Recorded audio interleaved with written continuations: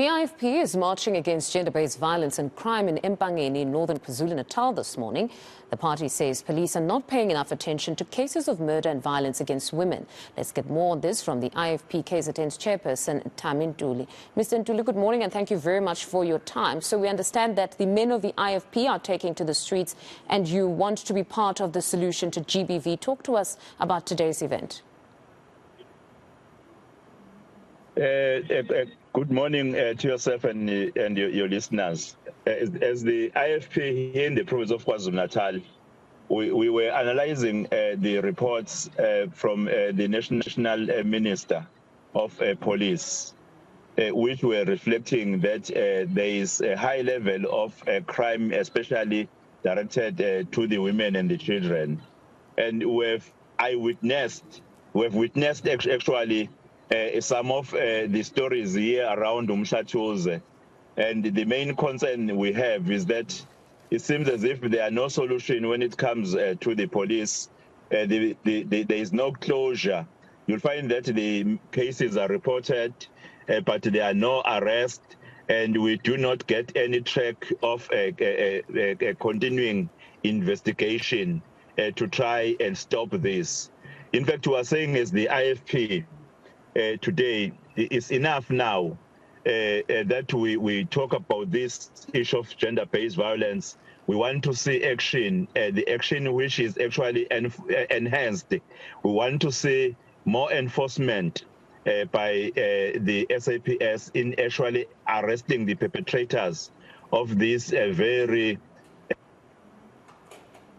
bad violence against the women and the children. Mm-hmm. You know, here is a daily bread that you hear that a student in the University of Zululand has been raped, the cell phone has been taken, women, a student is missing, even the children themselves.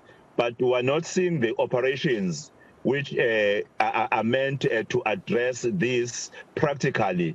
Hence, as the IFP today, we decided that no, let us demonstrate and make a call and send a message, a strong message, that enough is enough to the violence which is directed to the women and the children, and to the senseless killings which we're actually witnessing, which are directed to the women and the children.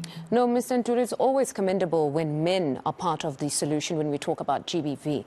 But insofar as your interaction with police, have you, as a political party, had conversations with police to find out what are the challenges in resolving some of these matters, because you have cases that are never concluded, as you say? What would be their response?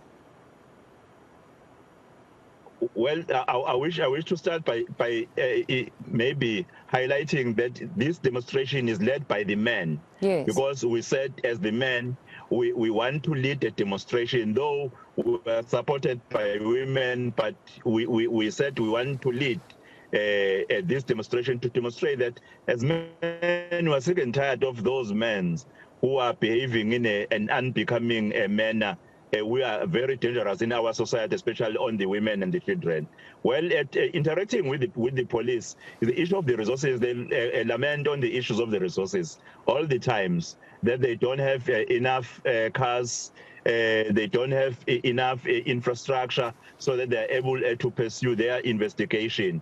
That is why we believe our action today will be adding the weight on the decision makers who must decide on what to do in terms of ensuring that they augment the current resources so that the issues around gender-based violence really, they find now a stop. Because, you know, the numbers of the women who are actually abused each and every day, there are those who are not reporting now, because they know that when you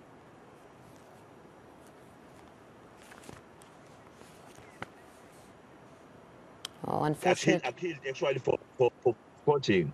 So that is why then we decided that we cannot sit back and watch what is happening in our province. The issue around capacity is one that is well known, but many have been calling for a multi-pronged approach to this problem of GBV. As a political party, beyond seeking capacity in SAPS, are you perhaps engaging young men about this abuse and how they need to conduct themselves around women, particularly when they're still younger? Do you have such programs? Definitely. Our leader of the youth brigade, Comrade Sanele Zondo, and even ourselves, being not leaders of the youth brigade, we are engaging the communities in different platforms where we address this issue of senseless killing, which is directed to the women and children, even the abuse.